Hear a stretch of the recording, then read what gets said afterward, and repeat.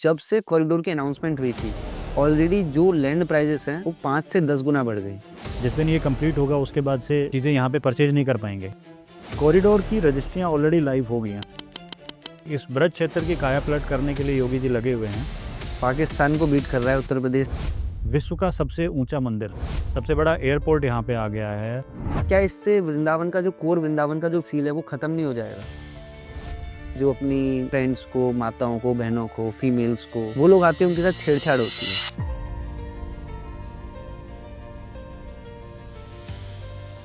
Recently केसी घाट पे इतने सारे लोग मारे गए, डूब गए, पंजाब से आए थे, भक्त थे, और कोई सेफ्टी जैकेट नहीं, कोई रेस्क्यू करने के लिए नहीं पहुंचा। उनकी फैमिलीज को कितना नुकसान हुआ। तो क्या गवर्नमेंट ये नहीं देखती? अयोध्या में हमने एक डेवलपमेंट की वेव देखी, जिसमें पहले सिर्फ 3 लाख लोग आते थे, आज 16 करोड़ लोगों का फुटफॉल है।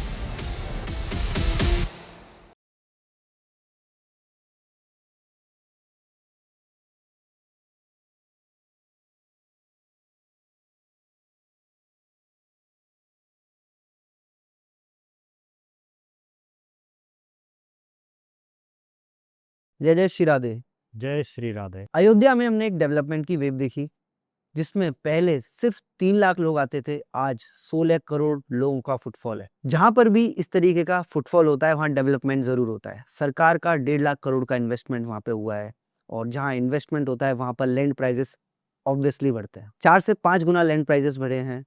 और आज हम एक ऐसी सिटी के बारे में बात करना चाहते हैं जिसका एक स्पिरिचुअल सिग्निफिकेंस तो है ही, और वो लोगों के लिए एक नेक्स्ट बिग अपॉर्चुनिटी भी हो सकता है। हम इस पॉडकास्ट के जरिए लोगों तक ये पहुंचाना चाहते हैं कि इन्फॉर्मेशन करेक्ट आए। जब मैंने ये पॉडकास्ट पहली बार किया था तो मेरा सिर्फ एक गोल था, वृंदावन के बारे में ट्रांसपेरेंटली लोगों पे एक ऐसी इन्फॉर्मेशन पहुंचे जिससे कि उनको अच्छी गाइडेंस मिले। मैं चाहता हूँ आप लोग इसी तरीके से इस पॉडकास्ट को और इस कंटेंट को सपोर्ट करते रहें, जिससे कि मैं और हमारी टीम इस कंटेंट का लेवल आपके लिए मेंटेन कर पाए। आज हमारे साथ एक ऐसे व्यक्ति हैं जो कि एक स्पिरिचुअल, आध्यात्मिक इंसान होने के साथ साथ leading one of the branded land development in whole India. वो एक पीएचडी स्कॉलर हैं जो कि सस्टेनेबल डेवलपमेंट और ग्रीन एनर्जी में अपनी एक्सपर्टीज हासिल कर रहे हैं। वो आज हमारे साथ कुछ ऐसी चीज़ों पे बात करेंगे जो कि सरफेस लेवल पर नहीं होगी, वो होगी डेप्थ में, based on facts and numbers and faith, which is a very emotional and important element in someone's life. तो मैं स्वागत करता हूँ मिस्टर अरुण कुमार यादव जी का, जो कि एक, जब मुझसे पहली बार मिले थे तो मुझे इनके एक विज़न से मैं बहुत कनेक्टेड फील कर रहा था। He is a youth person, a real estate expert, and he has understood this whole thing from his perspective really well.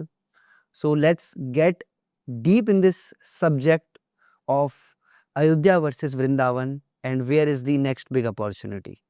Thank you so much, Arun ji, joining me. Thank you so much, Rajat ji. Thank you so much for inviting me and giving this opportunity to have a discussion on Vrindavan. Thank you again for coming here. सबसे पहले तो मैं हर podcast की शुरुआत करता हूँ श्री बांकी बिहारी लाल की जय बोल के। बोलते हैं बांकी बिहारी लाल की जय हो। जय हो।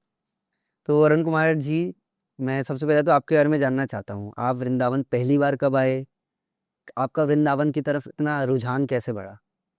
देखिए रजत जी, वृंदावन मैं लास्ट ईयर मैंने विज़िट किया था अप्रैल में, और उस टाइम तो मैं बिज़नेस पर्सपेक्टिव से ही आया था। बट यहाँ आने के बाद बहुत सारी चीज़ें चेंज हुई, एक पॉजिटिविटी मुझे फ़ील हुई। उसके बाद से फिर बस राधा रानी ने बुलाना शुरू कर दिया, और फ्रीक्वेंटली अब आना जाना यहाँ रहता है, स्टे रहता है, और जब तक उनके आदेश हैं तब तक वृंदावन में है। कैसा लगता है वृंदावन आकर? बहुत अच्छा, बहुत ही अच्छा। मतलब जनरली जैसे आप कहीं और हैं और वृंदावन हैं, तो किस तरीके की फीलिंग होती है? अच्छे को थोड़ा डिफाइन करें तो। देखो, वृंदावन में जो मैंने फ़ील किया है वो कहीं न कहीं एक पॉजिटिविटी है, एक कामनेस है, जो बाकी शहरों में जनरली नहीं मिलती है, एक वाइब कह सकते हैं हम। मैं गुड़गाँव में था इससे पहले, और अभी भी आना जाना रहता है। वहाँ पे हर एक पर्सन का एक ना माइंडसेट अलग लेवल पे चलता है। वो भाग-दौड़, वो एक हर चीज़ को पाने की इच्छा, नहीं हो रहा है तो फिर नेगेटिविटी, स्ट्रेस, वो सारी चीज़ें देखी है मैंने। बट वृंदावन में इन सारी चीज़ों से मुक्ति मिल जाती है आपको। ऐसा नहीं है कि आप बिल्कुल भक्ति भाव में ही चले जाते हो, अपने करियर से हट जाते हो, ऐसा बिल्कुल नहीं है। आप करियर की तरफ एक काम और एक फोकस्ड वे में आगे बढ़ जाते हो, तो आपको लाइफ में क्लैरिटी मिल जाती है, ऐसा मुझे लगता है। सही बात। जैसे मैंने वृंदावन के लोकल लोगों में काफ़ी देखा है, एक संतुष्टि वाला वो है, सैटिस्फैक्शन।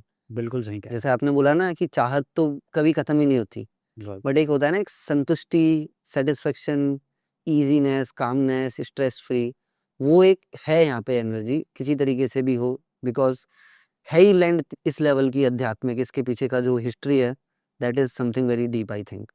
बिल्कुल सही कह रहे हैं आप। और यहाँ पे जनरली लोगों को ऐसा लगता है कि वृंदावन में सिर्फ वही लोग जाते हैं जो स्पिरिचुअली बहुत ज़्यादा इंक्लाइंड हैं या जो भक्ति मार्ग में बहुत ज़्यादा आगे बढ़ चुके हैं, बट ऐसा नहीं है। यहाँ पे हर तरीके के लोग आते हैं, बिजनेसमैन्स भी हैं, एंटरप्रेन्योर्स भी हैं, हर इंडस्ट्री से लोग आ रहे हैं, अलग अलग बॉलीवुड सेलिब्रिटीज़, आर्टिस्ट बहुत आते हैं, cricketers, artist. Virat Kohli. Yes, Virat Kohli ने तो पूरा मतलब माहौल ही बदल दिया जब से वो यहाँ पे आए। जी, जी।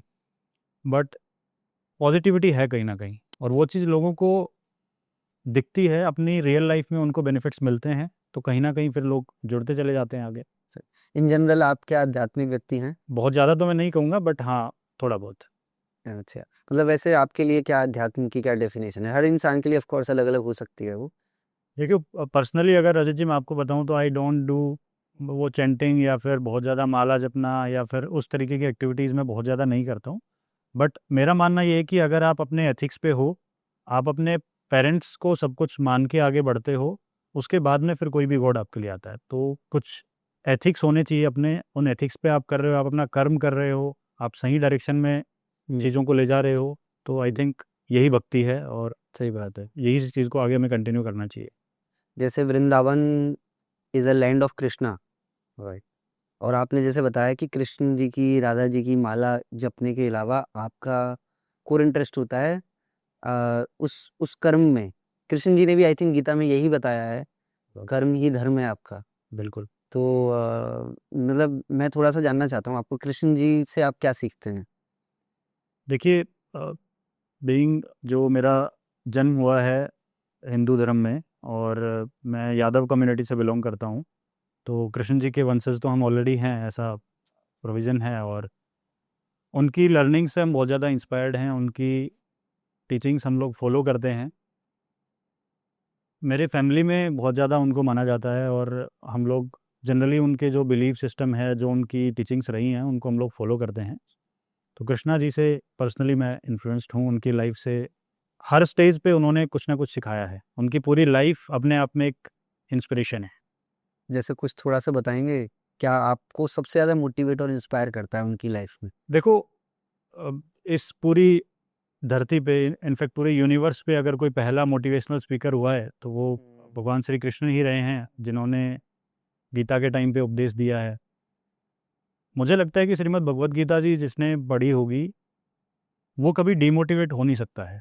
और जो कृष्णा जी को मानता है या उनकी बताई हुई बातों का पालन करता है, तो वो अपने आप में मोटिवेटेड होगा।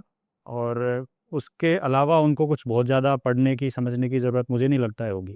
ये आपने बड़ी इंटरेस्टिंग ऑब्जर्वेशन दिखाई कि जैसे आजकल मोटिवेशन चलता है। कृष्ण जी ने कितने वर्षों तक कितनी कम्युनिटीज़ को, कितने लोगों को हर लेवल पर मोटिवेट किया है। Through his words, through his wisdom, the book Bhagavad Gita जिसका आपने रेफ़रेंस दिया। तो बहुत अच्छा ऑब्जर्वेशन रहा आपका। और जो आपने एनर्जी की बारे में बताया कृष्ण जी की जो वृंदावन में है जिस तरीके से, ऐसे ही कई सारे लोग इस प्लेस को एक अपॉर्च्युनिटी के रूप में भी देखते हैं कि यहाँ पर वृंदावन में बहुत लिमिटेड ही जगह है। ऐसा वृंदावन क्या वृंदावन 2 या वृंदावन 3 बन सकता है, आपको लगता है कभी? वृंदावन तो एक ही रहेगा। देखिए, मेरा मानना है कि एक ब्रज क्षेत्र है अपना, तो वो उसमें कोई हम अलग-अलग सेक्टर्स को डिफाइन नहीं कर सकते हैं कि वृंदावन 1, 2, 3 ऐसा नहीं है। ये ब्रज की भूमि है, पूरा ब्रज क्षेत्र अपने आप में वृंदावन है। तो जी। ऐसा कोई नोटिफाइड एरिया मेरे हिसाब से नहीं होना चाहिए। यहाँ तो इस रीजन के अंदर जो पहुँच जाता है, तो वो वृंदावन का, वो इस ब्रज क्षेत्र का पार्ट ऑलरेडी है। चाहे वो डिस्टेंस कहीं से थोड़ा बहुत आस-पास हो सकता है, बट ब्रज क्षेत्र की एक जो सीमा है, उसके अंदर अगर कोई है, तो वो सारी बेनिफिट्स, वो सारी चीज़ें फ़ील होती हैं जो एग्ज़ैक्ट बिल्कुल वृंदावन की प्रॉक्सिमिटी में हैं। उसके अलावा सराउंडिंग एनवायरनमेंट भी उससे ऑलरेडी इन्फ्लुएंस्ड है। राइट राइट राइट जी। जैसे मैं खुद भी बचपन से वृंदावन को ग्रो होते हुए देखा है, जो भी मेरी उम्र है उसके हिसाब से मैंने पर्सनली ये देखा है कि वृंदावन में जो इंफ्रास्ट्रक्चर डेवलपमेंट हुआ है इससे चीज़ें आसान हुई हैं। जैसे पहले हमें घूम के जाना पड़ता था यमुना एक्सप्रेस वे, आज आप 7 से 8 मिनट में पहुंच जाते हो मेरे घर से। प्लस और भी ऐसे रोड्स हैं जो कि पुराने डेवलप हुए थे सरकार द्वारा, जिससे एक कनेक्टिविटी बढ़ी।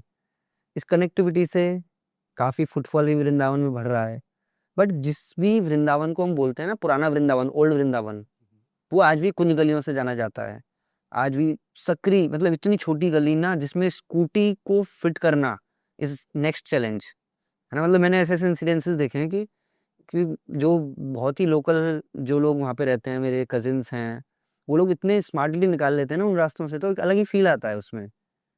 But because you are a research scholar, you have some expertise in this area, I want to ask you कि जो वृंदावन कॉरिडोर का डेवलपमेंट हो रहा है, क्या इससे वृंदावन का जो कोर वृंदावन का जो फील है वो खत्म नहीं हो जाएगा? देखो रजत जी, थोड़ा बहुत इन्फ्लुएंस तो कहीं ना कहीं होता ही है। जब कोई भी नया डेवलपमेंट आता है तो पुराने डेवलपमेंट को या तो शिफ्ट किया जाता है या कहीं ना कहीं उसमें थोड़े बहुत मॉडिफिकेशंस किए जाते हैं।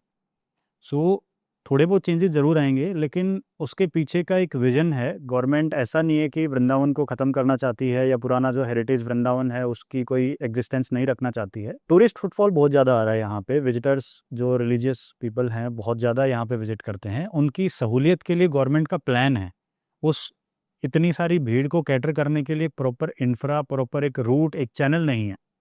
तो आपने देखा होगा कि बहुत ज़्यादा रश रहता है जनरली फेस्टिवल टाइम्स पे, होली के क्षेत्र में जी बहुत ज़्यादा रश रहता है मंदिरों के आसपास गलियों में। तो उन सारी चीज़ों से जो जनता को, आम जनता को परेशानी होती है। और उसके अलावा जो कोर वृंदावन वासी हैं, जो ब्रजवासी हैं, उनको भी परेशानियाँ होती हैं। सही बात है। तो उन सारी परेशानियों की मुक्ति के लिए गवर्नमेंट का ये प्रोविज़न है इस तरीके का। और मुझे लगता है कि उससे आने वाले टाइम पे बहुत सारे ऑप्शंस खुलेंगे और वृंदावन के लिए भी वो एक अपने आप में एक अच्छा प्रोजेक्ट है जिससे ग्रोथ मिलेगी डेफिनेटली। नहीं, आपकी बात जैसे मैं सहमत हूँ। मैं भी जैसे ब्रज में रहता हूँ वृंदावन में, कभी हमें मार्केट जाना होता है हम फंस जाते हैं, घर लौटने में आ रहे हैं तो 1 घंटा लग जाता है जाम में। अभी बीच में मैंने कुछ न्यूज़ भी पढ़ी थी, काफ़ी जो लोग लोकल हैं इस चीज़ से बड़े निराश भी हैं कि परिक्रमा मार्ग और टूरिस्ट लोगों के कारण लोगों को बहुत समस्याएं हो रही हैं। बट मैं जो पर्सनली ये भी फील करता हूँ, क्योंकि मैं वहाँ के व्यक्तियों को जानता हूँ जो उन कुछ गलियों में रहते हैं, उस वहाँ पे उनकी शॉप्स है। तो जो गवर्नमेंट जो भी प्लान कर रही है, एक तो जो वहाँ पे ऑलरेडी एग्जिस्टिंग लोग हैं उनका सही से ध्यान हो, और सेकंड जो हेरिटेज है वो हेरिटेज खराब नहीं हो। तो क्या आपको लगता है इस लेवल की प्लानिंग होगी? डेफिनेटली जो मास्टर प्लान है अभी, उसमें अगर आप कॉरिडोर का एरिया देखोगे जहाँ पे नोटिफाइड है, तो उससे सारी चीज़ें बिल्कुल परफेक्ट वे में बैठ रही हैं। एक कनेक्टिविटी को देखोगे तो आप कैसे यमुना एक्सप्रेसवे को कनेक्टिविटी दी है, कैसे दिल्ली वाले हाईवे को हमने कनेक्टिविटी दे रखी है। तो ऑलरेडी हर किसी का बेनिफिट उसमें है। एक प्रॉपर टूरिज्म को चैनलाइज करने का एक ओनली तरीका जो हो सकता था, मुझे लगता है वो यही है, कॉरिडोर। आपको कब तक लगता है ये एक्शन में आ जाएगा? ऑलरेडी एक्शन में है अच्छा। कॉरिडोर की। अगर आप देखोगे रिसेंट, आपने अगर न्यूज़पेपर में कुछ एडवर्टीजमेंट्स देखी होंगी या फिर कुछ बहुत सारे बिल्डर्स आजकल एडवर्टाइज कर रहे हैं कि कॉरिडोर के कारण इतना बूम या इतना सारा एप्रिसिएशन आ रहा है। कॉरिडोर की रजिस्ट्रियाँ ऑलरेडी लाइव हो गई हैं। स्टार्टिंग में कुछ थे इश्यूज़। पहले स्टे लग गया था, मैंने सुना था। हाँ जी, कुछ इश्यूज़ थे। जो आम जनता है, कुछ लोकल बॉडीज़ थी, वो नहीं चाह रही थी उस चीज़ को। बट अभी कहीं न कहीं गवर्नमेंट उनको कन्विंस करने में सक्सेसफुल रही है और आई गेस 4 या 5 रजिस्ट्री ऑलरेडी हो चुकी हैं। अरे वाह! हाँ। Okay, that means what do you project as an individual कि कॉरिडोर इस डेट तक आपको कंप्लीट होता हुआ दिखेगा? सो देखो, मैं एग्जैक्ट डेट तो कोट नहीं कर पाऊँगा क्योंकि कई बार होता है कि गवर्नमेंट के जो भी प्रोजेक्ट्स होते हैं उसमें बहुत सारे इश्यूज़ बीच में आ जाते हैं, क्योंकि एक छोटा प्रोजेक्ट नहीं है कॉरिडोर, अपने आप में एक बहुत बड़ा लैंडमार्क है।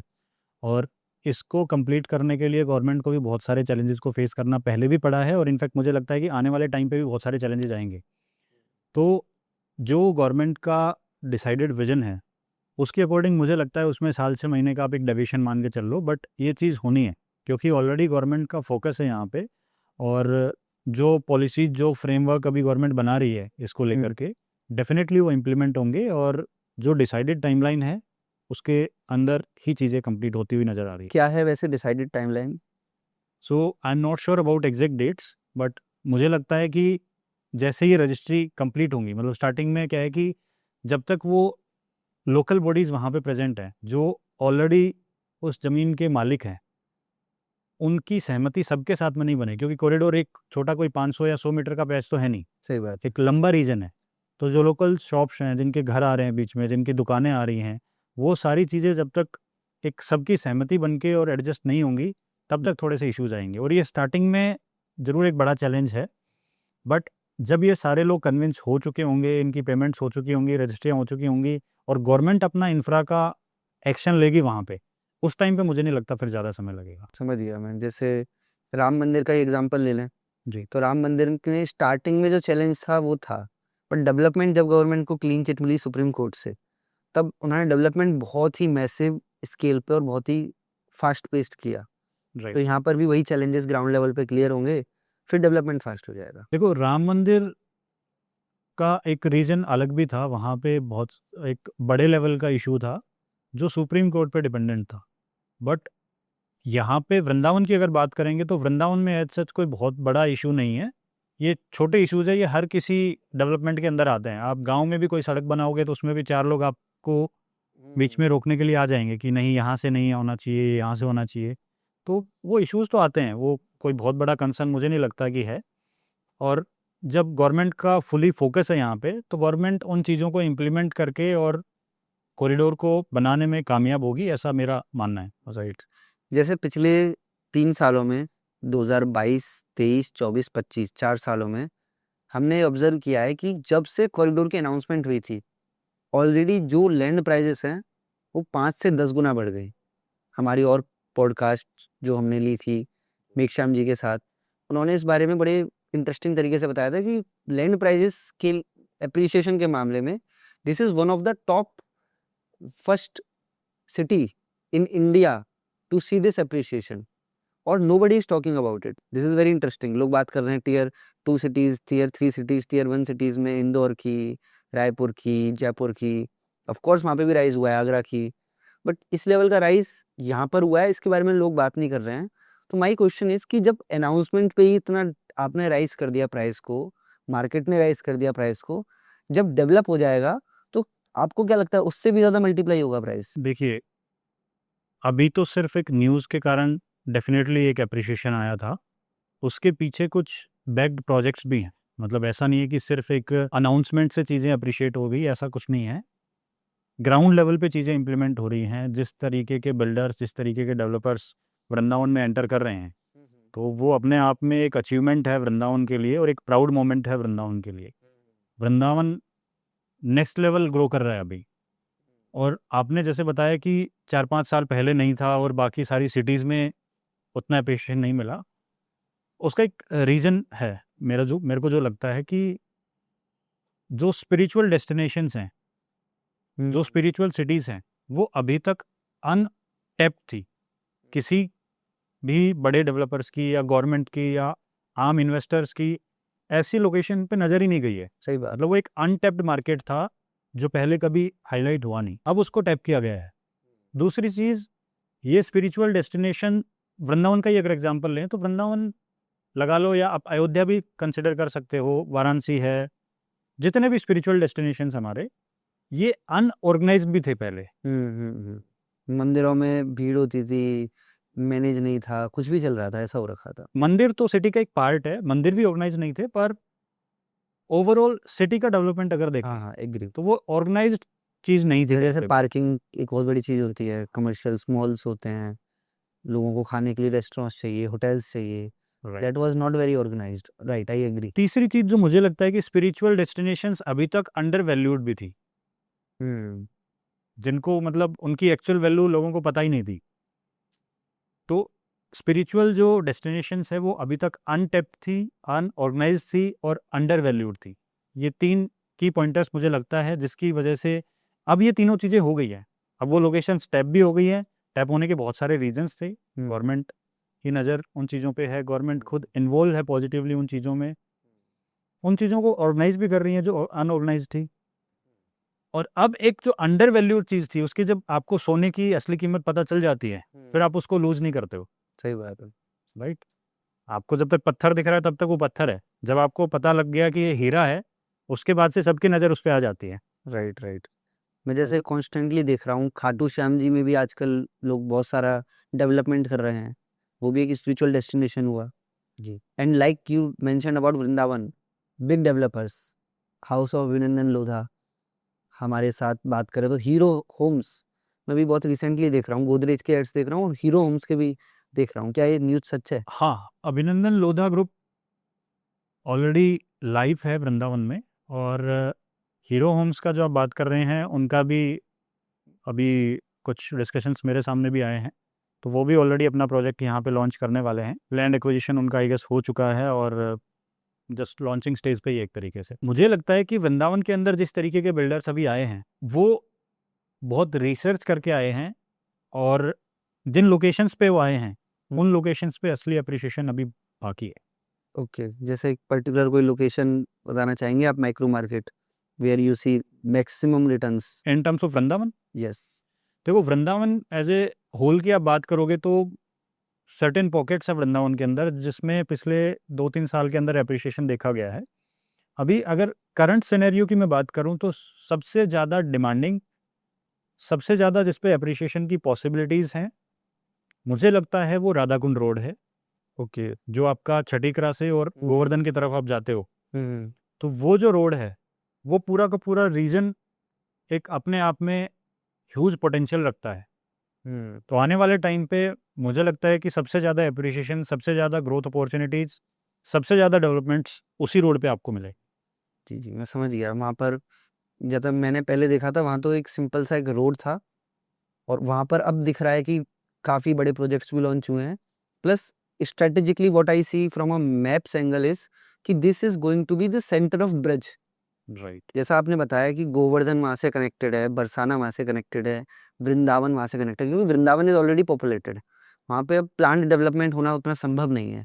राइट। तो ये एक जो आपने लोकेशन बताई, वो एक मुझे भी काफ़ी इंटरेस्टिंग लगती है। और आपने बताया कि ये इतने बड़े डेवलपर्स आए हैं तो कोई ना कोई रिसर्च तो करके आए होंगे। जी Rajat ji, India's largest branded land developer the house of Abhinandan Lodha already Vrindavan में लॉन्च कर चुके हैं अपना प्रोजेक्ट, जो कि अपने आप में एक लैंडमार्क है। सो वृंदावन के लिए, जैसे मैंने थोड़े टाइम पहले भी बोला था कि ये एक प्राउड मोमेंट है और मैं वृंदावन को एक नेक्स्ट लेवल जाते हुए फील कर पा रहा हूँ, देख पा रहा हूँ। अभी तो कुछ भी नहीं हुआ है, मतलब इट्स जस्ट द बिगिनिंग। असली ग्रोथ, असली इंफ्रा और जितनी भी बड़ी चीज़ें होनी है वृंदावन के अंदर वो अभी पेंडिंग है। राइट। तो the real Vrindavan is about to be outcome, मतलब जिसका अभी आप ये लगा लो कि लोग अभी कहने लग गए हैं कि वृंदावन ऑलरेडी हाई हो गया है या बहुत ज़्यादा डेवलपमेंट्स आ गए हैं। मैं कहता हूँ कि अभी तो जस्ट शुरुआत है।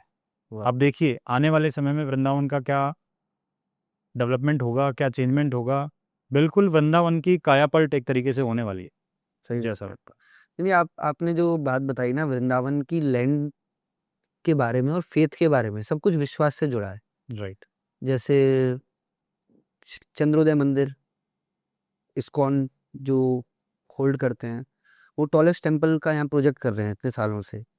इसके अलावा कृपालु जी महाराज संत ने प्रेम मंदिर का जो डेवलपमेंट किया, फिर उसके बाद जो आकाश इंस्टीट्यूट के ओनर हैं जिन्होंने अपना ये मंदिर बनाया, वैष्णो देवी मंदिर, चार धाम मंदिर, जी। ये बड़ी आइकॉनिक प्लेस है। That places can never be recreated.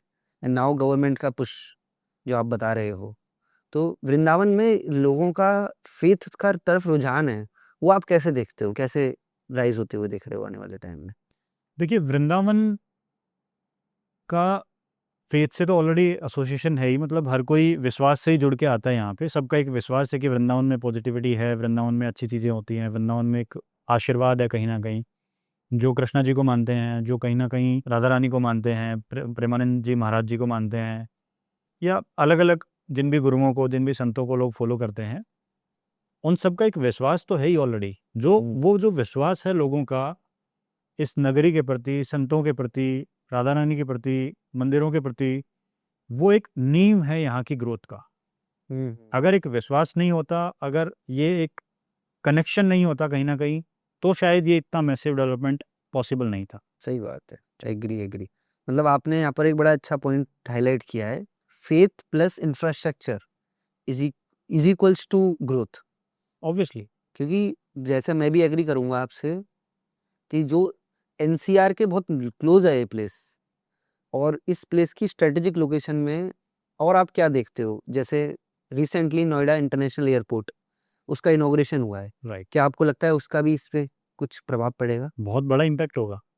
मतलब जेवर इंटरनेशनल एयरपोर्ट से कनेक्टिविटी, जो इतना बड़ा एयरपोर्ट अपने आप में एक लैंडमार्क है, उससे प्रॉक्सिमिटी वृंदावन की बहुत कम है, तो ट्रैवल टाइम बहुत कम हो गया है ऑलरेडी। तो जो टूरिस्ट बाहर के हैं, कितना टाइम लगता है लगभग? अराउंड 30 से 40 मिनट का टाइम मुझे लगता है कि अब सफिशिएंट रहेगा। जिस तरीके के इंफ्रा प्रोजेक्ट्स अभी और प्लान हैं, जिस तरीके का हाईवेज प्लान है, रिंग रोड प्लान है, तो किसी भी चीज़ को कनेक्ट करने के लिए 40 टू 45 मिनट्स, हार्डली आप 1 घंटा मान के चल लो, 1 घंटे के अंदर बंदा ट्रेवल करके आ सकता है कहीं पे भी। Top 3 infrastructure development in Vrindavan जो इम्पैक्ट करेगा रियल एस्टेट को। देखो, सबसे पहला वृंदावन स्पेसिफिक बात करूं तो मैं कॉरिडोर डेवलपमेंट अपने आप में एक मास्टर प्रोजेक्ट है। जिस दिन ये कंप्लीट होगा उसके बाद से आप चीज़ें यहाँ पे परचेज नहीं कर पाएंगे, इतने रेट्स मुझे लग रहे हैं वहाँ पे। दूसरा, अगर आप देखोगे तो चंद्रोदय मंदिर आपने अभी बताया, विश्व का सबसे ऊंचा मंदिर, तो ये भारतीयों के लिए एक गर्व की बात होनी चाहिए कि पूरे विश्व भर में इतना ऊंचा मंदिर जो हम कल्पना कर रहे हैं अभी, ऐसा कहीं पे एग्जिस्ट नहीं करता है। और जो विज़न है, मैंने अभी रिसेंट में विजिट करके आया था वहाँ पे, तो डेवलपमेंट भी काफ़ी अच्छी स्पीड से अभी चल रहा है वहाँ पे। कुछ चेंजेस और कुछ मॉडिफिकेशन ज़रूर किए हैं वहाँ पे, बट चंद्रोदय मंदिर अपने आप में एक स्काई स्क्रैपर, मतलब इतनी हाइट उसकी प्लान्ड है ऑलरेडी। सबसे ऊंचा मंदिर होना पहली बात, तो सबसे ऊंची बिल्डिंग अलग चीज़ है, बट सबसे ऊंचा मंदिर कहीं ना कहीं एक आपके सनातन धर्म में या हिंदुइज्म में ये भी एक प्राउड मोमेंट है कि हम उस चीज़ को आज कंस्ट्रक्ट कर पा रहे हैं, हम उस चीज़ को कल्पना दे पा रहे हैं और उसको हकीकत में बदल पा रहे हैं। तो ये सभी सनातनियों के लिए भी एक प्राउड मोमेंट है, और वृंदावन वासियों के लिए, ब्रज वासी लोगों के लिए भी ये एक अपने आप में प्राउड मोमेंट है कि सबसे ऊंचा मंदिर वृंदावन के अंदर बन रहा है, उसकी प्रोक्सिमिटी के अंदर बन रहा है, तो उससे टूरिज्म बहुत ज़्यादा अट्रैक्ट तो होगा ही। तीसरा, मुझे लगता है कि रिंग रोड एक मास्टर प्लान में है, आपने अगर मास्टर प्लान देखा होगा तो रिंग रोड की कनेक्टिविटी से भी पूरे व्रज क्षेत्र की एक कनेक्टिविटी होगी। थोड़ा सा मुझे रिंग रोड वाले प्रोजेक्ट के बारे में विस्तार से बता पाएंगे हमारे दर्शकों को? देखिए, जो अभी रिंग रोड मास्टर प्लान में है, उसकी कनेक्टिविटी करी गई है हर चीज़ को देख करके। अभी जो ट्रैफिक आ रहा है वृंदावन में एंट्रेंस करने का, एक मेन अभी तो छठीकरा से एंट्रेंस, वहाँ से एंट्री, वहाँ जाम लग जाता है। वहाँ पे आपने देखा होगा कि जाम लग जाता है। फिर जो टूरिस्ट आता है उसको सिर्फ वृंदावन में दर्शन नहीं करने हैं, वो यहाँ से आगे बरसाना भी जाएगा, उसको गोवर्धन भी जाना है, उसको राधा कुंड भी जाना है, उसके अलावा मथुरा भी जाना है, कृष्ण जन्मभूमि भी जाना है। तो उन सारी चीज़ों की कनेक्टिविटी से एक ब्रज की चारों तरफ से कनेक्टिविटी हो जाए, इसको लेकर गवर्नमेंट का ये प्लान है, और इसकी भी ऑलरेडी एक्टिविटीज स्टार्ट हो चुकी हैं। तो ये भी अपने आप में एक मास्टर डेवलपमेंट है। बहुत ही बेहतरीन। नहीं मतलब आपसे बात करके जो इन्फॉर्मेशन हमको मिल रही है, और हमने पहले भी इन्फॉर्मेशन इस चैनल के माध्यम से लोगों तक पहुंचाई है, जी, तो ये डेवलपमेंट ग्राउंड पे कितना दिख रहा है आपको अभी? देखो, ग्राउंड पे आपने अगर रिसेंट में देखा होगा तो पहला सबसे बड़ा तो जितने भी सड़कें हैं जो कनेक्टिविटी वाली हैं, उनको ऑलरेडी गवर्नमेंट चौड़ा कर रही है, उनको वाइडन कर रही है। अगर मैं छठीकरा से और गोवर्धन वाली रोड की बात करूं तो वो आपने लास्ट ईयर देखा होगा तो एक तरीके से सिंगल लेन रोड थी, अभी ऑलरेडी वो 2 लेन हो चुकी है। 4 लेन ऑलरेडी अप्रूव्ड है, तो बहुत जल्दी वो भी आपको एग्जिस्टेंस में दिखेगी। तो जब ये रोड 4 लेन हो जाएगी तो इसकी भी कनेक्टिविटी अच्छी खासी हो जाएगी। जितने भी डेवलपर आ रहे हैं उसका एक मेन रीज़न ये भी है कि ये 4 लेन रोड है, प्लस में पीछे से रिंग रोड से इसकी कनेक्टिविटी हो जाएगी। जितना भी टूरिस्ट जाता है उसके लिए यही एक रोड सूट करेगा। तो ये ऑलरेडी ग्राउंड पे हो रही हैं चीज़ें। सही, वृंदावन के अंदर भी आज से 2-4 साल पहले अगर कोई आता होगा तो उसने देखा होगा किस तरीके का एक वृंदावन था, गलियाँ किस तरीके की थी, एंट्रेंस किस तरीके का था। अभी वृंदावन के ब्यूटिफिकेशन के लिए भी गवर्नमेंट, यहाँ की लोकल गवर्नमेंट्स अच्छा खासा एक्शंस ले रही है। राइट। छठीगरा से जब हम एंटर करते हैं, मेरो वृंदावन का जो गेट है, सबसे ज़्यादा सेल्फीज, सबसे ज़्यादा फोटोज, रील्स जहाँ की वायरल होती हैं, तो वहाँ से जब आप एंटर करते हो तो आपने डिवाइडर पे बहुत सारे मॉन्यूमेंट्स देखे होंगे यस यस यस, अभी मैं तो रिसेंटली देख रहा हूँ, बड़ा सुंदर होता जा रहा है ये।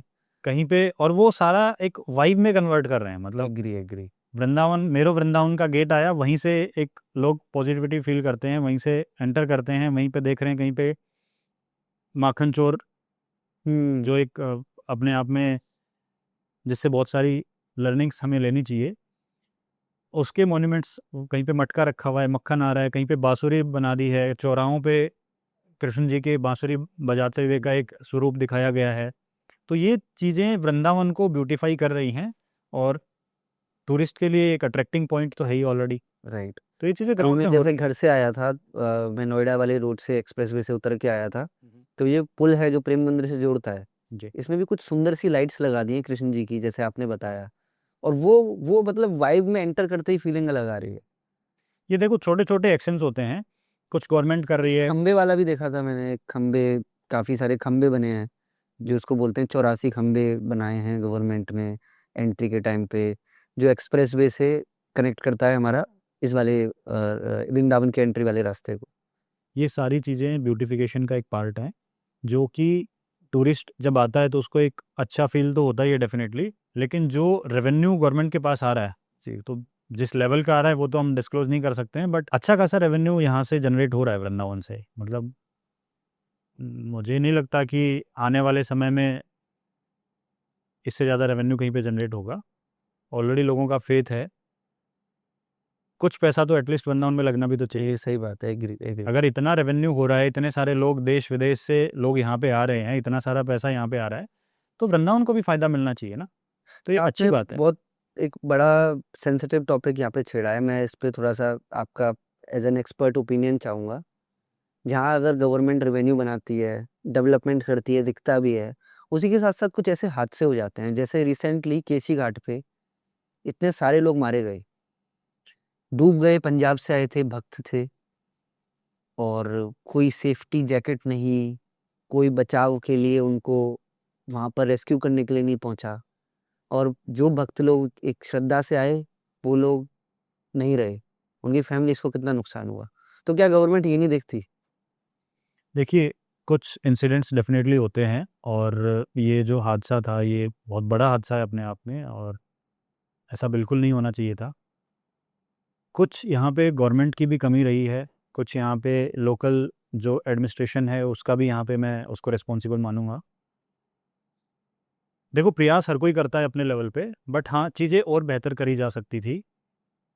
पर वही है ना कि जब तक कोई चीज़ नोटिस में नहीं आती, तब तक लोगों का ध्यान नहीं जाता है।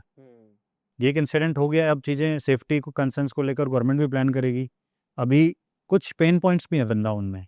मतलब मैं अगर आपको, हम अभी तक पॉजिटिविटी की सही बात कर बात रहे हैं, सारी चीज़ें हैं, बट कुछ चीज़ें और बेटर हो सकती हैं वृंदावन के अंदर। जी। पहली चीज़ जो मुझे लगता है कि एक सेफ्टी को लेकर शायद गवर्नमेंट को थोड़ा-सा यहाँ पे करना चाहिए। हालाँकि बहुत ज़्यादा इंसिडेंट्स ऐसे नहीं हुए हैं। ऐसा माना जाता है कि ये व्रत क्षेत्र है, यहाँ पे आप अकेले रात को कोई भी महिला या कोई भी पुरुष जाता है, कहीं पे कुछ होता नहीं है। बट फिर भी एक सेफ्टी, सिक्योरिटी के लिए, क्योंकि देखिए, जितने भी बड़े हादसे होते हैं, वो ऐसी जगह पर टारगेट करके ही किए जाते हैं, जहाँ पे मैसिव पॉपुलेशन है जी, या जहाँ पे बहुत ज़्यादा भीड़ है। जी।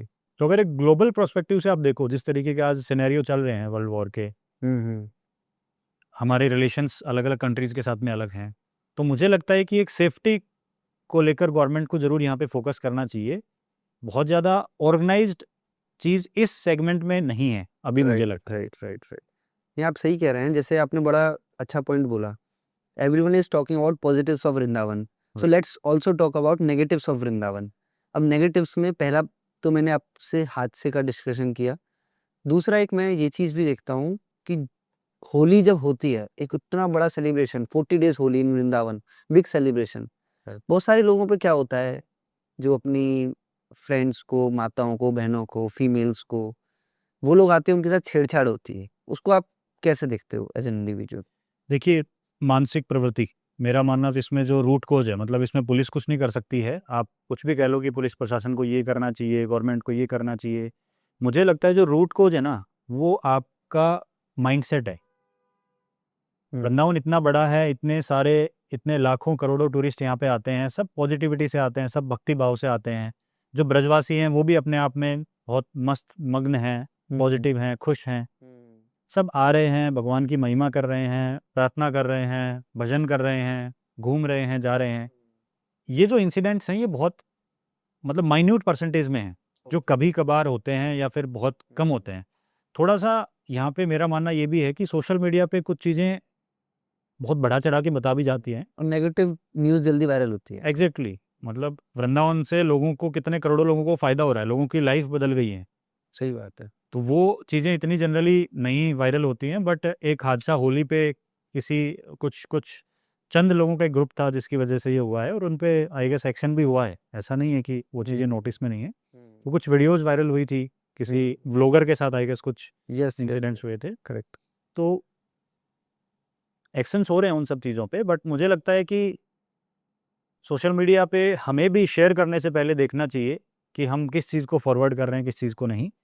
उसके बाद से भी लोग आ रहे हैं, ऐसा नहीं है कि उसके बाद से फिर लोगों ने आना कम कर दिया या फिर ब्रजवासी गलत हैं। भैया ना, एक मछली पूरे तालाब को गंदा कर रही है। ऐसे कुछ लोग हैं जो बाहर के हैं, जो ब्रजवासी नहीं है, वो इसको डिस्टर्ब कर रहे हैं और हाँ। सोशल मीडिया के माध्यम से वो फैल रहा है और एक परसेप्शन क्रिएट हो जाता है, यार Vrindavan is also not safe for women, female people. नहीं, मैं इसमें ये कहना चाहूँगा कि वृंदावन इज़ टोटली सेफ। कहीं पे कोई ऐसी दिक्कतें नहीं हैं। कुछ चीज़ें देखो वो हर जगह होती हैं, आप उन चीज़ों को रोक नहीं सकते हो। उन चीज़ों का सॉल्यूशन होता है माइंडसेट लेवल पे। आपकी परवरिश किस तरीके से हुई है। अब वो किसी के ट्रेंड लोग तो है नहीं, वो सबकी अपनी मनस्थिति है सही बात है। कि कौन किस चीज़ को किस भाव के साथ कर रहा है। सही बात है। जैसे 24 घंटे परिक्रमा मार्ग ओपन होता है। हमने बात करी संत श्री प्रेमानंद जी महाराज के बारे में। जी। तो नेगेटिव्स के साथ पॉजिटिविटी, उन्होंने आज की डेट में not just in India but at the world level कितनी पॉजिटिविटी फैलाई है। क्या उनका इम्पैक्ट है, आप बताइए थोड़ा अपने शब्दों में। देखिए, सारा इम्पैक्ट उन्हीं का है। अभी तो अगर मैं बताऊं तो संत श्री प्रेमानंद जी महाराज एक सेंसेशन है। मैं उनको ऑर्डिनरी नहीं कहूँगा, मैं पर्सनली उनको मानता हूँ, और वो अपने आप में एक रिवॉल्यूशन लेकर आए हैं। और जो हम अभी एक इंसिडेंट की बात कर रहे थे ना, वो रूट को जो ख़त्म होगी, अगर उनकी बताई हुई बातों को लोग फॉलो करने लग जाएं, वो आचरण की बात करते हैं सबसे ज़्यादा, आपकी मनोस्थिति के ऊपर बहुत ज़्यादा वो काम करवाते हैं। अगर वो चीज़ें इस यूथ के अंदर बहुत जल्दी, जो स्प्रेड तो ऑलरेडी हो ही रही हैं, बट अगर वो मान ली जाएं और उनको प्रैक्टिस में लेकर आया जाए, तो मुझे नहीं लगता कि ऐसे इंसिडेंट्स बचेंगे आने वाले टाइम पे। बहुत बहुत डीप बात बोली आपने। लोग बोलते हैं ना, अध्यात्म का क्या फ़ायदा है, यही फ़ायदा है। मैं पर्सनली अगर आपको एक्सपीरियंस बताऊं तो मुझे ऐसा लगता है कि मैंने उनसे, उनकी वीडियोज से, और मुझे सौभाग्य मिला ऐसा कि मैं पर्सनली उनसे मिलने का भी मौका मिला एकांतिक वार्तालाप में। और क्योंकि काफ़ी समय से वृंदावन में हूँ तो कई बार उनके दर्शन का सौभाग्य मिला, एकांतिक वार्तालाप में बैठने का, उनकी वार्तालाप सुनने का। उनकी जो बातें हैं वो सारे पेन पॉइंट्स को कवर करती हैं, और कहीं पे भी वो ऐसा डाइवर्सिफिकेशन नहीं करते हैं कि इन सिर्फ इस चीज़ के लिए वो बता रहे हैं। उनकी जो बातें हैं वो सभी के लिए इक्वल हैं, और कहीं पे वो अपने आप को या फिर वो किसी स्पेसिफिक एक चीज़ को लेकर बायस्ड नहीं है। उनकी सबसे अच्छी बात ये है कि वो आपके ही पेरेंट्स को, आपके ही कर्मों को ऊपर रख रहे हैं कि आप अपने कर्म को सही करें, अपने माता पिता को फॉलो करें, अपनी रूट्स को मजबूत रखें, अपने विचारों को अच्छा रखें, ब्रह्मचर्य का पालन करें, जो कि आज के टाइम पे बहुत ज़्यादा रिक्वायर्ड है। मतलब सही बात है। यूथ बिल्कुल डिस्ट्रैक्ट हो चुका है सोशल मीडिया की वजह से, इंटरनेट के वजह से, और वो एक सही मार्गदर्शन कर रहे हैं। श्री कृष्ण जी को तो हमने लाइव नहीं देखा है, बट उनके अवतार को हम जरूर लाइव देख रहे हैं। सही बात है, बिल्कुल बिल्कुल, निश्चित निश्चित। तो श्रीमद् भगवत गीता जी से हम किताबों से ज्ञान ले रहे हैं, हम सिर्फ सुनी हुई बातें या जो टीवी सीरियल से या हमारे पेरेंट्स ने जो हमें सिखाया, जो बताया, उन चीज़ों से सिर्फ उतना ही जानते हैं। बट एक रियल आज के टाइम पे live training, live mentorship, live motivational speeches, वो सारी चीज़ें तो आज प्रेमानंद जी कर रहे हैं। सही बात है। तो मुझे ऐसा लगता है कि हर यूथ को उनसे सीखना चाहिए, उनको फॉलो करना चाहिए। अगर आप माला जाप नहीं कर सकते हैं, आप राधा नाम का जाप दिन में 1000 बार 10,000 बार नहीं भी कर सकते हैं, एटलीस्ट उनकी बातें जो बताई हुई कुछ बेसिक बातें हैं, उनको अपनी लाइफ में ज़रूर इम्प्लीमेंट करो। आप खुद अपनी लाइफ में बहुत बड़े चेंजेस देखोगे। कोई एक ऐसी बात जो प्रेमानंद जी महाराज से आपने पर्सनली एक चीज़ सीखी हो जो आपकी लाइफ में बदलाव लाई हो? देखो, मुझे सबसे ज़्यादा जो उनकी बात इन्फ्लुएंस करती है, वो सबसे ज़्यादा फोकस करते हैं कि आपके लिए आपके भगवान आपके माता-पिता हैं। और मैं पर्सनली उस चीज़ को बहुत मानता हूँ कि जो इंसान जिन्होंने आपको जन्म दिया है, जो आपको इस जीवन में लेकर आए हैं, इस धरती पर लेकर आए हैं, हुँ, आपके लिए रियल भगवान तो वही हैं। सही बात है। उनसे बड़ा भगवान मेरे को नहीं लगता कोई है। Right, right. आप वो इकलौते ऐसे इंसान हैं जो चाहते हैं कि आप उनसे आगे बढ़ें, आप उनसे ऊपर उठें। सही बात है। और कोई भी इंसान, सेल्फलेस हैं। हाँ, उनका आप कोई स्वार्थ नहीं है उसमें। जी, जी, जी, बोलते हैं ना भगवान ने हमें पैदा किया है, तो राइट। असल पेरेंट्स ने हमें पैदा किया है और लोग उन्हीं का अपमान कर देते हैं, उनको हर्ट कर देते हैं और जो बोलते हैं ना कि अपने भगवान की जो केयर नहीं कर पाए, तो वो कितना भी जाप कर ले, तो उसका देखिए, एक जाप क्या लगेगा उसको? घर में आप पेरेंट्स से अच्छे से बात नहीं कर रहे हो। बहुत सारी वीडियोज़ मैंने अभी हाल-फिलहाल में देखी हैं, जो अपना जेन ज़ी है, जो यूथ है, सबको नहीं कहूँगा मैं, लेकिन कुछ परसेंटेज ऐसा है जो जनरली इन चीज़ों से थोड़ा-सा दूर हट रहा है। उनकी इम्पोर्टेंस को फ़ील नहीं कर पा रहा है, पेरेंट्स की इम्पोर्टेंस को। उनको ये लगता है कि शायद हमें सब कुछ पता है, हमारे पास सारी इन्फॉर्मेशन है, या पेरेंट्स पुराने ज़माने के हो गए हैं, उनको नई चीज़ें नहीं पता हैं, वो आउटडेटेड हो गए हैं, या उनका थॉट प्रोसेस हमारे थॉट प्रोसेस के साथ मैच नहीं कर रहा है। ऐसा बिल्कुल नहीं है। आप बैठिए तो उनके साथ, हुँ, आप उनके साथ थोड़ा समय तो बिताइए। आप उनकी बातों को सुनिए, आप उनकी बातों को समझिए, हुँ, आपको उनके अंदर भगवान दिखने लग जाएँगे। कभी अपने पिता की तरफ आप देखिए, मैं तो पर्सनली फ़ील करता हूँ इस चीज़ को, और मानता भी हूँ कि मेरे लिए उनसे बढ़ के कोई भगवान नहीं है। जिन्होंने मुझे जन्म दिया है, जो मेरे को इस स्टेज तक लेकर आए हैं कि मैं आज आपके साथ बैठ के उनके बारे में बात कर पा रहा हूँ, तो इस स्टेज तक मुझे लेकर आए हैं। उन्होंने हर चीज़ मुझे दी है, हर माँ-बाप करता है अपने बच्चे के लिए। लेकिन निस्वार्थ भाव से जो चाह रहे हैं कि हमसे ऊपर कोई बढ़े, वो आपके पेरेंट्स हैं। तो साक्षात भगवान के दर्शन करने हैं तो आप अपने घर में कर सकते हो। सही बात है, सही बात है। जेन ज़ी है ना बड़ा इंडिविजुअलिस्टिक हो गया है। आज के टाइम में सोशल मीडिया से पोलराइज़ेशन बन रहा है। फ्री माइंड वर्क जो बोलते हैं ना लोग वर्क लाइफ बैलेंस ये सब बात समझ में आती हैं। बट ये तो कोर है कि आप एटलीस्ट जो अपने घर पे है उस वातावरण को अच्छा करने के लिए फ्रेंडशिप होनी चाहिए राइट?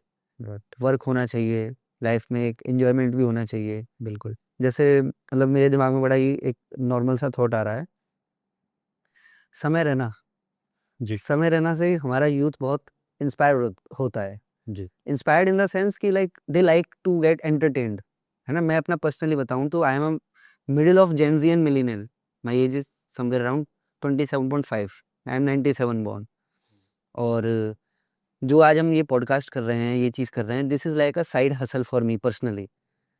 मैं जब पहली बार वृंदावन को इस तरीके से सर्च करना चाह रहा था, यहाँ अपॉर्च्युनिटी क्या है? जो लोग यहाँ निवेश करते हैं, जिनके साथ फ्रॉड हो जाता है, तो मुझे कोई ऑथेंटिक इन्फॉर्मेशन नहीं मिली। तो बस मैं जनता से यही कहना चाहूँगा कि ये जो हम काम कर रहे हैं, वृंदावन में एक अच्छी इन्फॉर्मेशन लाना और जो हम इस तरीके का लेवल मेंटेन कर पा रहे हैं, वो आप लोगों के सपोर्ट की वजह से है। तो आप जितना सपोर्ट हमें करेंगे, लाइक करेंगे, शेयर करेंगे, सब्सक्राइब करेंगे, लोगों तक पहुँचाएँगे, इन्फॉर्मेशन को पहुँचाएँगे, तो हम लोगों को भी अच्छा लगेगा और हम लोग इस क्वालिटी को और इस लेवल की कन्वर्सेशंस को कंटिन्यू करेंगे। The vision is not just about the real estate or just following the market opportunity. The vision is leading the Vrindavan in a positive way, positive spread information हो और आपसे हम लोगों को कमेंट के जरिए फीडबैक भी मिलती है। How can we improve this whole setup? हम सब्जेक्ट्स के बारे में क्या बात कर सकते हैं हम और क्या आपकी लाइफ में वैल्यू ऐड कर सकते हैं? ये इस विज़न के साथ हम इस चीज़ को कंटिन्यू कर पाएँ अगर आपका इस तरीके से सपोर्ट और प्यार मिलता रहेगा। और जैसा आपने बताया जेन ज़ीज़ के बारे में, महाराज जी के पॉजिटिव इन्फ्लुएंस के बारे में अबाउट वृंदावन। एक लास्ट में टॉपिक पे बस बात करना चाहता हूँ आपसे, वो है सरकार। सरकार का इंफ्रास्ट्रक्चर डेवलपमेंट के साथ-साथ सरकार ये भी चाहती है कि उसकी वोट बैंक खराब ना हो। तो आपको ये लगता है अयोध्या के बाद क्या वृंदावन में अगर थोड़ा भी डिस्टर्ब हो गया इलेक्शन, तो बहुत बड़ी प्रॉब्लम हो जाएगी सारे इस प्लानिंग को लेकर? मुझे ऐसा नहीं लगता है कि बहुत ज़्यादा कुछ चेंजेस होंगे, क्योंकि अयोध्या के टाइम पे एक सिनेरियो अलग था। अयोध्या एक इवेंट ड्रिवन इकोनॉमी हुई है अभी, मतलब एक इवेंट से इन्फ्लुएंस थी वहाँ पे बहुत सारी चीज़ें, और उसका सेंटर पॉइंट था श्री राम मंदिर। वो एक मतलब बहुत सालों से चलता हुआ एक टॉपिक आ रहा था, और हर कोई उससे कनेक्ट कर पा रहा था, तो उस वजह से चीज़ें वहाँ पे बहुत ज़्यादा इन्फ्लुएंस हुई हैं। तो उसमें पॉलिटिक्स, उसमें ग्राउंड रियलिटी, वहाँ के कुछ लोकल प्लेयर्स, बहुत सारी चीज़ों का एक मिश्रण था वहाँ पे। जी। उसकी वजह से ज़रूर इलेक्शंस में थोड़ा सा इम्पैक्ट आया। मैं बहुत ज़्यादा पॉलिटिकली एक्टिव नहीं हूँ, और ना ही मेरा पॉलिटिक्स में बहुत ज़्यादा इंटरेस्ट है, बट मुझे ऐसा लगता है कि वृंदावन में ऐसा कुछ बदलाव हमें नहीं दिखेगा। वृंदावन में जो गवर्नमेंट की प्लानिंग है, गवर्नमेंट उस चीज़ को एग्जीक्यूट करेगी। और अभी तो योगी जी हैं, तो योगी जी ऑलरेडी सनातन धर्म को, हिंदू धर्म को आगे बढ़ाने के लिए काम कर रहे हैं, राइट। इनफैक्ट ग्रोथ के साथ में।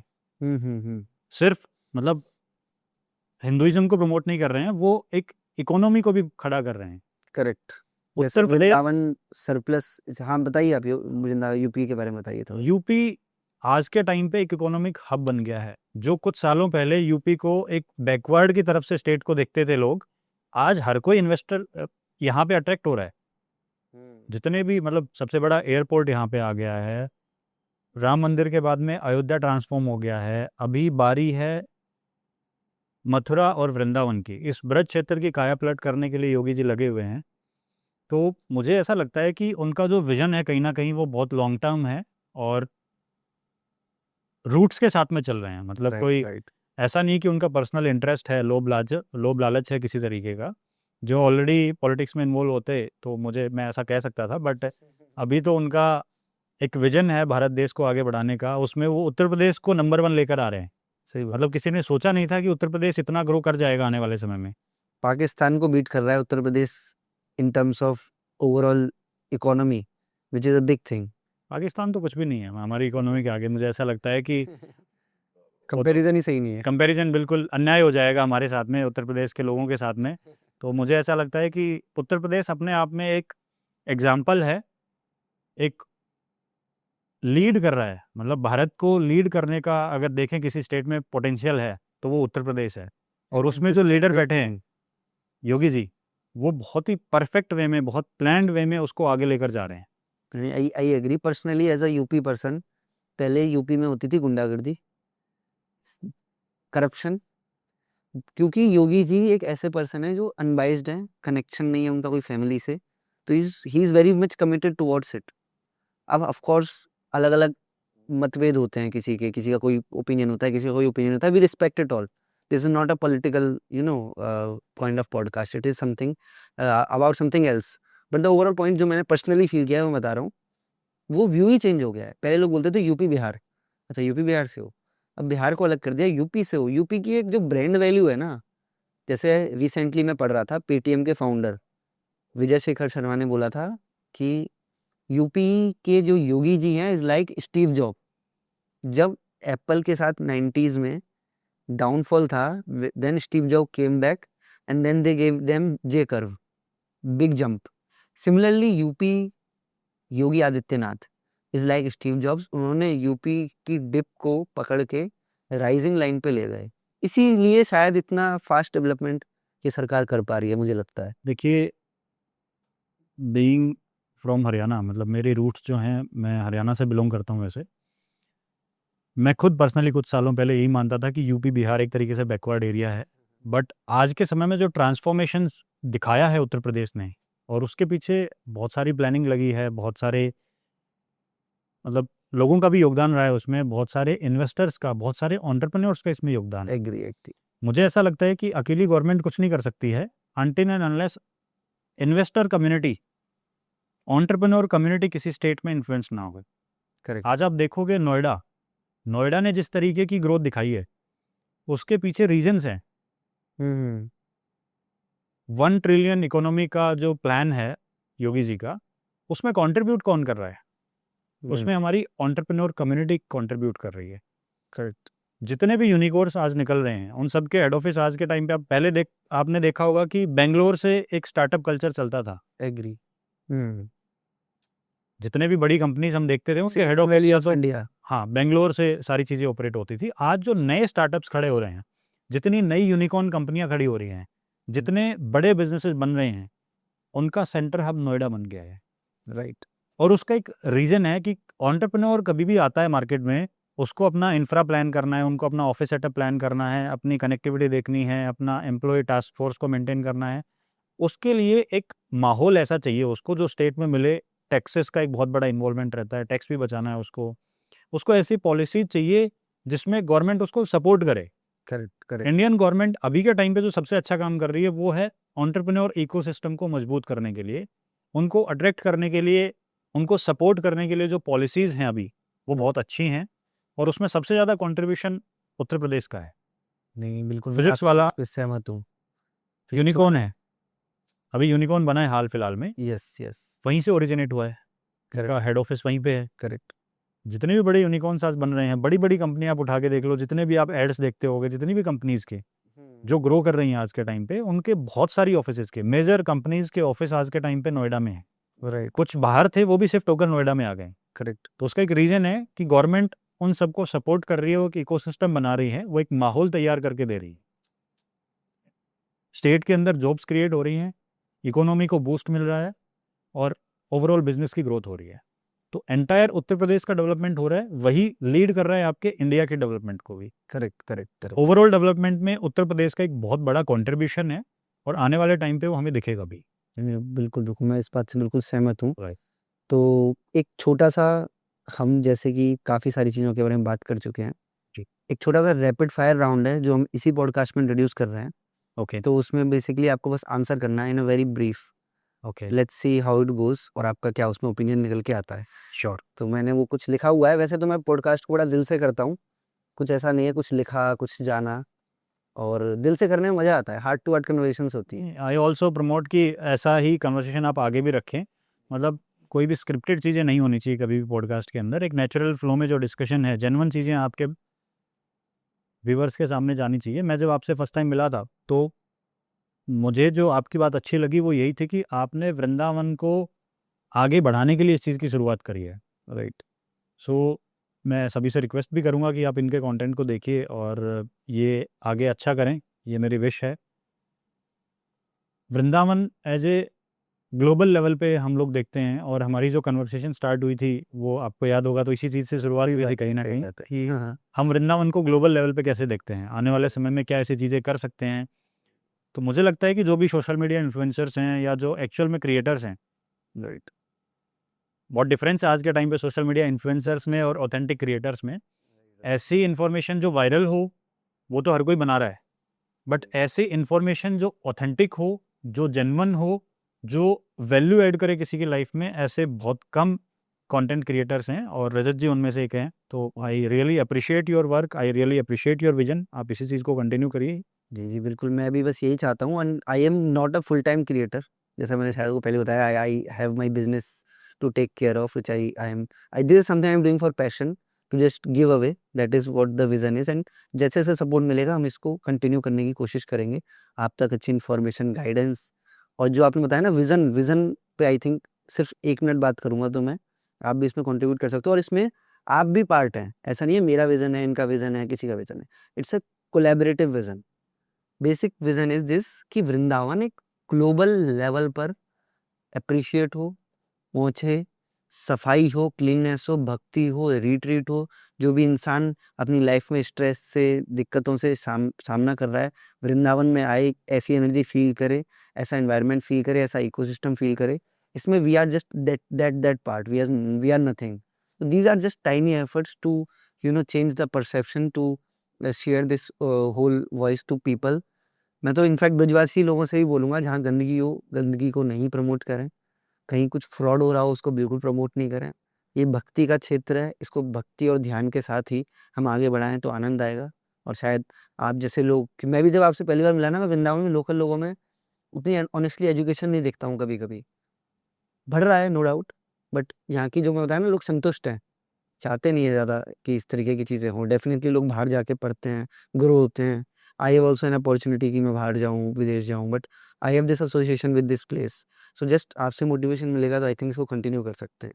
तो आपसे मुझे Definitely. पर्सनली एक एजुकेटेड पर्सन की जब यहाँ पर पर्सपेक्टिव पड़ती है ना, तो लोगों तक एक ऑथेंटिक इन्फॉर्मेशन पहुँचती है। I also appreciate you coming here and sharing the insights whatever you have done. Thank you so much Rajat ji. और जैसा आपने कहा कि बाहर जाके हम लोग कुछ करें, मेरा ऐसा मानना है कि भारत देश में मतलब अपॉर्चुनिटीज़ की कमी नहीं है। तो आज के समय में, एक समय था जब चीज़ें डेफिनेटली बाहर थी, यहाँ का टैलेंट बाहर जा रहा था, बट आज मुझे लगता है कि कोई एक भी रीज़न ऐसा नहीं है कि आप भारत को छोड़कर किसी दूसरे देश में जाकर अपना काम सेटअप करें, अपनी जॉब करें या कोई भी काम करें। सही बात है। आपके पास में अपॉर्चुनिटीज़ हैं, आपके पास में ऑप्शंस हैं। तो मेरा हर यूथ से यही एक रिकमेंडेशन भी रहेगा कि आप आपका जन्म भारत देश में हुआ है ना, तो आप कंट्रीब्यूट भी सीधे इसमें करिए। आप Right. इसकी इकोनॉमी में कंट्रीब्यूट करिए, एज ए एंटरप्रेन्योर कंट्रीब्यूट करिए, एज ए बिजनेसमैन कंट्रीब्यूट करिए, या किसी भी फील्ड में आप हैं, जी। आप भारत देश को आगे ले जाने की बात करिए। तो मुझे लगता है कि डेफिनेटली बहुत सारा चेंजमेंट आ भी गया है ऑलरेडी। इस चीज़ को अगर डीप डाइव करोगे तो इसके रूट्स हम लोग समझेंगे। पॉलिसीज़, फ्रेमवर्क्स और डेवलपमेंट के प्लान्स वो इस तरीके की अभी हो रही हैं।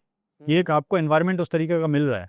आपको बहुत ज़्यादा बाहर जाने के लिए ज़रूरत नहीं है, आपके आसपास चीज़ें आपको मिल रही हैं। सही बात। अच्छे एजुकेशन, हमारे इंडिया के अंदर क्या एजुकेशनल इंस्टीट्यूट्स कम है? Right, right, right. मतलब विदेश से लोग आकर यहाँ पे पढ़ रहे हैं, सही बात। और हमारा यूथ बाहर जाए, तो आई डोंट थिंक सो कि ये राइट है और ऐसा होना चाहिए। बट ठीक है, टोटली सबका एक परसेप्शन होता है। बट आई बिलीव कि India has endless opportunities, India का फ्यूचर है और हमेशा रहेगा, ये मेरा बिल्कुल, मानना है। बिल्कुल। नहीं, नहीं, आप बहुत बहुत ही मतलब अच्छी बात बोल रहे हो।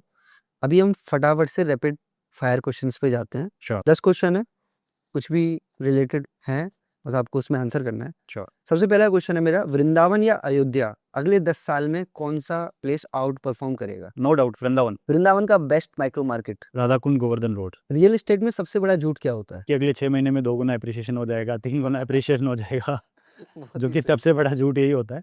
हाँ। आप फैक्ट्स को, फिगर्स को देखिए। जल्दी पैसा बढ़ाने के लिए जल्दी ग्रोथ को मत देखिए, आप इंफ्रा को देखिए, आप लॉन्ग टर्म विजन लेकर चलिए, लॉन्ग टर्म इन्वेस्टमेंट्स प्लान करिए, तो वो शायद आपके लिए फ्रूटफुल रहेगा। शॉर्ट टर्म ट्रेडिंग, जहाँ कहीं भी आपको कोई प्रमोट कर रहा है या लालच दे रहा है कि आज आप इन्वेस्ट कर लो, 6 महीने में इतना हो जाएगा, 1 साल में इतना हो जाएगा, आई थिंक वो चीज़ नहीं होनी चाहिए।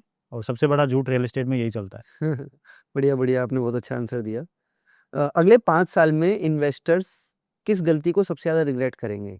ईदर कि आज इन्वेस्ट नहीं किया, बढ़िया रहते, या फिर गलत इन्वेस्टमेंट कर दिया। मुझे ऐसा लगता है कि रिग्रेट, आज इन्फॉर्मेशन बहुत ज़्यादा इंटरनेट पे अवेलेबल है, रिसर्च के लिए हमारे पास चैट जीपीटी जैसे टूल्स हैं, तो हर इन्वेस्टर अपनी तरफ से बेस्ट प्रॉपर्टी सेलेक्ट करता है। बट मेरे को ऐसा लगता है कि कहीं अगर रिग्रेट होगा तो वो राइट टाइम का रहेगा, कि हाँ, सही समय पे हमने सही लोकेशन पे इन्वेस्ट कर दिया होता तो आज शायद हम बहुत अच्छा कर सकते थे। जैसे आज हम बोलते हैं कि हमारे दादाजी के टाइम पे इतने रुपए में 1 एकड़ ज़मीन मिलती थी, सही बात है। आज वही करोड़ों की ज़मीन हो गई है।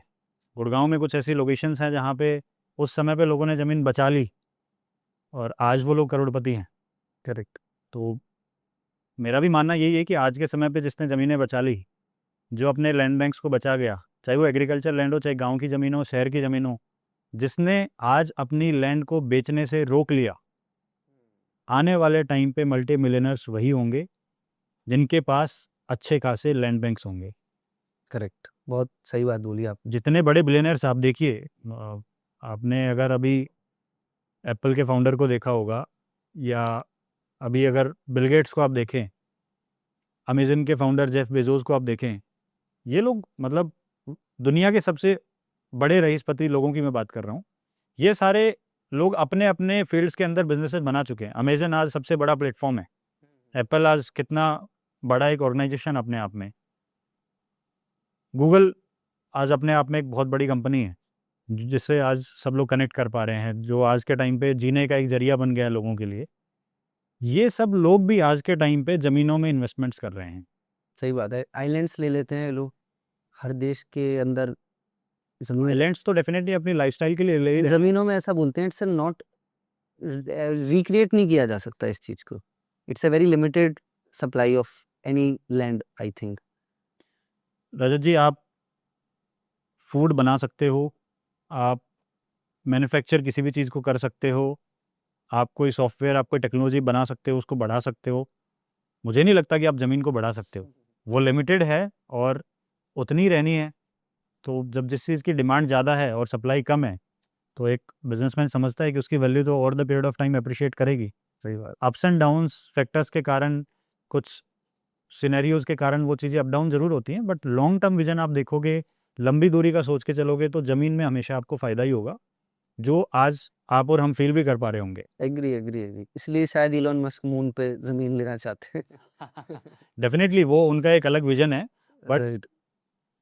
एक चीज़ मुझे और भी लगती है कि गाँव के अंदर असली फ्यूचर है, जो एक अनटैप्ड एरिया ये है। बहुत अच्छा इंटरेस्टिंग इनसाइट दे रहे हैं दर्शक, अगर आप कुछ सीखना चाहते हो ना, बड़ी इंसाइटफुल बातें कह रहे हैं। मैं भी एक गाँव से बिलॉन्ग करता हूँ और गाँव के कल्चर से बहुत ज़्यादा इंस्पायर्ड हूँ, बहुत ज़्यादा पसंद भी करता हूँ। एग्रीकल्चर लैंड्स जहाँ कहीं भी हैं, गाँव में बची हैं, शहरों में तो ऑलरेडी डेवलपमेंट हो चुका है, ज़मीनें बची नहीं हैं। जो भी आज के टाइम पे फार्मर्स हैं, जो किसान हैं, जो अपने आप को ये समझते हैं कि हमारे पास सिर्फ ज़मीन के अलावा कुछ भी नहीं है। मेरा ऐसा मानना है कि एक समय आएगा जब वो ये कहेंगे कि हमारे पास उस समय ज़मीन थी, तो आज हमारे पास ये सब कुछ है। हुँ। हर चीज़ घूम फिर के कहीं न कहीं एग्रीकल्चर पे दोबारा आएगी। गाँव का कल्चर, गाँव की चीज़ें मूव ऑन करेंगी आने वाले टाइम के अंदर, क्योंकि सैचुरेशन एक टाइम तक एक शहर में होता है, उसके बाद वो एक्सपेंड ही करता है गाँव की तरफ धीरे-धीरे, धीरे-धीरे। इसमें मेरा एक क्वेश्चन आता है एज़ अ क्यूरियस पर्सन, फिर खेती कौन करेगा और खेती कहाँ होगी? यही चीज़ तो मैं आपको हाइलाइट करना चाह रहा हूँ कि जिनके पास लैंड बैंक्स हैं, वो प्रिज़र्व करें अपने लैंड बैंक्स को। आने वाले टाइम पे खेती का बहुत बड़ा फ्यूचर है। अच्छा, आप कह रहे हो कि उस एग्रीकल्चर का आरओआई इतना आएगा जितना शायद इंफ्रास्ट्रक्चर डेवलपमेंट का नहीं आएगा। एग्रीकल्चर का प्लान्ड वे में, मतलब ऐसा नहीं कि सिंपल आप जो एक ट्रेडिशनल खेती करोगे तो उसमें कुछ अच्छा। भी बचत नहीं आएगी। आज के समय पे हुँ। किसान खेती कर रहे हैं, ट्रेडिशनल खेती कर रहे हैं, उसमें बहुत ज़्यादा बचत नहीं आ रही है। बट ऑर्गेनिक फार्मिंग का एक क्रेज़ आ गया है, ऑर्गेनिक फार्मिंग का एक रिक्वायरमेंट है, जो देश को चाहिए। अच्छा भोजन नहीं है, मतलब आप देखो फ्रूट्स, वेजिटेबल्स, समझ हर गया। चीज़ में आपको पेस्टिसाइड्स, केमिकल्स मिल रहे हैं। हुँ, तो लोगों के पास पेइंग कैपेसिटी तो है, हुँ। बट लोगों के पास में अच्छा खाने के लिए नहीं। अच्छे ऑप्शंस नहीं है, जो एक हेल्दी खाना जिसको हम बोलते हैं, ऑर्गेनिक फूड बोलते हैं, pesticide free, chemical free, natural food, natural fruits. आपने देखा होगा पहले जिन फ्रूट्स में टेस्ट आता था, आज के टाइम पे क्या टेस्टलेस सी चीज़ें हो गई हैं। सही बात है। तो उन चीज़ों की रिक्वायरमेंट है, वो चीज़ें बढ़ेंगी। एप्पल आपका ₹100 केजी भी बिक रहा है कहीं न कहीं, और एक वही ऑर्गेनिक एप्पल आप खरीदने जाओगे, वो ₹300-400 किलो भी आपको मिल जाएगा। Right, right. नहीं, बिल्कुल अगर फ्यूचर तो है। फार्मर्स ऑर्गेनिक फार्मिंग की तरफ बढ़ें, नेचुरल फार्मिंग की तरफ बढ़ें और अपने प्रोडक्ट्स को सेल आउट करने का एक पूरा सिस्टम बना पाएँ, तो उसके अंदर भी अपने आप में एक बहुत बड़ा पोटेंशियल है। 100%, 100%। I 100% agree with this and this is a very insightful thing. मेरा एक और रैपिड फायर क्वेश्चन है। जी। ब्रांडेड लैंड वर्सेस अनब्रांडेड, एक शब्द में किस में इन्वेस्ट करें? देखिए, अगर आप एप्रिसिएशन देख रहे हैं या ओवरऑल आपको चाहिए कि आप हैसल फ्री प्रोसेस चाहते हैं, तो ऑब्वियसली आप ब्रांडेड लैंड के साथ में जाइए। ब्रांडेड लैंड में आपको सारी चीज़ों की चिंता नहीं रहती है। Over the period of time branded चीज़ हुँ। ज़्यादा एप्रिशिएट करती है। Right, right, right. अच्छा, स्पिरिचुअलिटी और मनी, ये थोड़ा पर्सनल सवाल है, दोनों क्या साथ-साथ चल सकते हैं? बिल्कुल चल सकते हैं। क्योंकि हो सकता है बहुत सारे लोग इस चीज़ को भी जज कर रहे हो इस पॉडकास्ट में कि एक तरफ ये अध्यात्म की बात कर रहे हैं, एक तरफ इस अध्यात्म वाली लैंड से एप्रिसिएशन, बिज़नेस, आउटकम के बारे में बात कर रहे हैं। हाउ डू देखो, यू सी इट? स्पिरिचुअलिटी तो आपकी रूट है, वो तो जड़ है आपकी। स्पिरिचुअलिटी कभी नहीं कहती है कि आप पैसा मत कमाओ सही बात। या आप जॉब मत करो, आप बिज़नेस मत करो, आप पैसा अर्न ना करो। हुँ। स्पिरिचुअलिटी तो जस्ट एक जीने का ये ज़रिया है। कर्म तो प्रेमानंद जी महाराज भी कहते हैं, कर्म करो अपना, आप अपनी लिविंग को इम्प्रूव करो, गलत काम मत करो। That's the fundamental. मेरा मानना है कि आप अपने एथिक्स पे टिके रहो, आपका कैरेक्टर स्ट्रॉन्ग रहना चाहिए, आपका जो रूट्स हैं, जो आपके पेरेंट्स ने आपको रूट्स दिए हैं, उन रूट से आप जुड़े रहो, आप अच्छे विचार रखो, आपके संस्कारों को आप रिफ्लेक्ट करो, उनको आगे बढ़ाओ, अपने कर्म करते रहो, उसके बाद में आप पैसा भी कमाओ, आप बिज़नेसेस भी करो, आप सारे काम करो, उसमें कोई इश्यू नहीं है। सही बात है। तो मतलब आपका इसमें आंसर मुझे लगता है yes, both can obviously work together. Spirituality, money दोनों चीज़ें साथ चल सकती हैं। कौन-सा ऐसा फाउंडर आप बताइए जो स्पिरिचुअल प्रैक्टिस नहीं करता होगा? जितने बड़े लोग हुए हैं, आप देश दुनिया के टॉप 1% लोगों को उठा लीजिए, उसमें से 99% लोग ऐसा आपको मिलेंगे जो स्पिरिचुअल प्रैक्टिस को फॉलो करते हुए मिलेंगे। 100%। अभी मैंने रिसेंटली ट्वीट देखा, Sam Altman, the father and god of AI these days, right. He also talked about some very important subjects of spirituality. Rajat ji, आप दुनिया के टॉप लीडर्स को देख लीजिए। आप भारत के टॉप लीडर आज के टाइम पे नरेंद्र मोदी जी हैं, उनको आप देखिए, वो स्पिरिचुअल प्रैक्टिस ऑलरेडी करते हैं। आप टॉप एथलीट्स को देख लीजिए, आप अंबानीज को देखो, कितना दे भगवान आर का- already involve into spiritual practices. देखो, क्लैरिटी और फोकस आपको तभी आता है जब आप अपने आप को देख पाते हो। आप दुनिया भर की किताबें पढ़ लो, आप दुनिया भर की मूवीज देख लो, आप मोटिवेशनल सॉन्ग सुन लो, जब तक आप खुद से संतुष्ट नहीं होंगे अपने काम को लेकर, अपने विजन को लेकर, तब तक आप जीवन में ग्रो नहीं कर सकते हो। 100%, बिल्कुल बिल्कुल। और आपका कोई फेवरेट कोट गीता से जो आपने सीखा हो अपनी लाइफ में पर्सनली? कर्म करिए, फल की इच्छा मत करिए, आप कर्म करते रहिए, अपने आप सब कुछ हो जाएगा। वाह, one of the my favourite, literally, मतलब coincidentally this is also one of my favourite. जब आप फल की चिंता करते रहते हो, स्ट्रेस होता है, दिमाग खराब होता है, कर्म करो, फल अपने आप मिलेगा। मेरे पिताजी भी कथा में इसी तरीके की चीज़ों को बहुत फोर्सफुली बताते हैं कि ऐसा ही होना चाहिए। अच्छा, आपके पिताजी कथावाचक हैं? जी जी जी, मैं भी ये इस चीज़ के बारे में अपने चैनल के माध्यम से ज़्यादा लोगों को नहीं बताता हूँ, बट हाँ, मेरी भी फैमिली रिलीजियस रूट से बहुत डीपली कनेक्टेड है। मेरे बड़े भैया भी कथावाचक हैं, 18th जनरेशन है जो कथा भाव के क्षेत्र में है, और I am the only person who chose science, studied engineering, and then like exploring lot of things in my life as my passion and as in business. बहुत अच्छा। जी जी, and last and final question, so Arun Kumar Yadav ji, what is your next chapter? How do you see yourself personally contributing to the vision of Vrindavan and in general life? No? See next chapter तो ऐसा कुछ मैं नहीं कहूँगा कि ये चीज़ कर दूंगा, वो कर दूंगा, ये हो जाएगी, वो हो जाएगी, ऐसा कुछ नहीं है। बट हाँ, I always want to grow. मेरा मानना है कि हर रोज़ आप 1% ग्रो करते रहो, हर सेंस में। आप अपने आप को आगे बढ़ाते रहिए, आप सीखते रहिए चीज़ों को, आप इवोल्व करते रहिए। हर रोज़ आपके पास में अपॉर्चुनिटीज़ हैं, हर रोज़ आपके पास में ऑप्शंस हैं। वही 24 आवर सबके पास होते हैं। तो मुझे ऐसा लगता है कि आप अपनी हैबिट्स को अच्छा रखिए, आप अपना विज़न अच्छा रखिए और एक्शंस लेते रहिए डेली बेसिस पे डिसिप्लिन वे में। तो आप डेफिनेटली अपने गोल तक आप पहुँचे। मतलब एज इन आप ओरेटर तो नहीं है, but you are a very good orator personally, हाँ हाँ, लॉट ऑफ ऐसा लर्निंग। कुछ नहीं है। बट फिर भी अगर आप जनता से, यूथ से, हमारे दर्शकों से, जो भी देख रहे हैं, कुछ आप अपना मैसेज देना चाहें तो आप मैसेज दे सकते हैं, so that we can and this podcast and you know thank you later to it. So basically ये पॉडकास्ट क्योंकि वृंदावन से जुड़ा हुआ है, और वृंदावन एक शहर को लोग बहुत ज़्यादा चाहते हैं, जो बहुत ज़्यादा लोग मानते हैं, बहुत ज़्यादा फॉलोअर्स हैं प्रेमानंद जी महाराज जी के, राधा रानी के, बाकी बिहारी लाल जी के। और जो यूथ है उसको सिर्फ मेरा एक मैसेज यही रहेगा कि आप अगर किसी को भी मानते हैं, आप किसी भी भगवान को मानिए, आप किसी भी संत को मानिए, आप किसी भी रिलीजन को मानिए, आप अपने पेरेंट्स को मानिए, आप उनको सबसे पहले भगवान मानिए, उसके बाद किसी दूसरे को आप मानिए। अगर आप उनके लिए काम करोगे, आप उनको खुश रखोगे, उनकी बताई हुई बातों पे चलोगे, उनके साथ कोऑर्डिनेशन करके चलोगे, आप जीवन में इतना आगे जाओगे, शायद बाकी किसी चीज़ से आप नहीं जाओगे। तो जो आशीर्वाद के लिए लाइनों में आप लगते हो, जो बड़ी दूर-दूर से लोग ट्रैवल करते हैं, मुझे लगता है कि सबसे पहले आपके ऊपर आशीर्वाद आपके पेरेंट्स का होना चाहिए। अगर वो है, फिर दुनिया में कोई ताकत आपको कहीं रोक नहीं सकती है।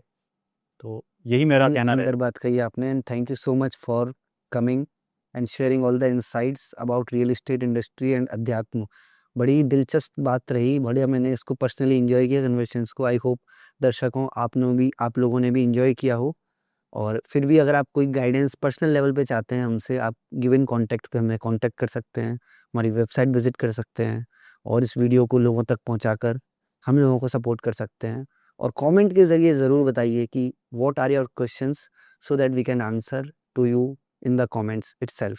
Once again thank you so much Arun ji, बहुत बहुत मैं आपका आभार हूँ आने के लिए। थैंक जय यू जय सो श्री मच राधे। रजत जी, ये अपॉर्चुनिटी मुझे देने के लिए, मुझे इनवाइट करने के लिए और इन सब टॉपिक्स पे डिस्कशंस के लिए। एंड आपके व्यूअर्स को भी मैं थैंक यू बोलना चाहूँगा। आप लोग, सब लोग आगे बढ़ते रहिए, आप भी आगे बढ़िए और पॉजिटिविटी स्प्रेड करते रहिए। So thank you so much. जय श्री राधे। जय जय श्री राधे।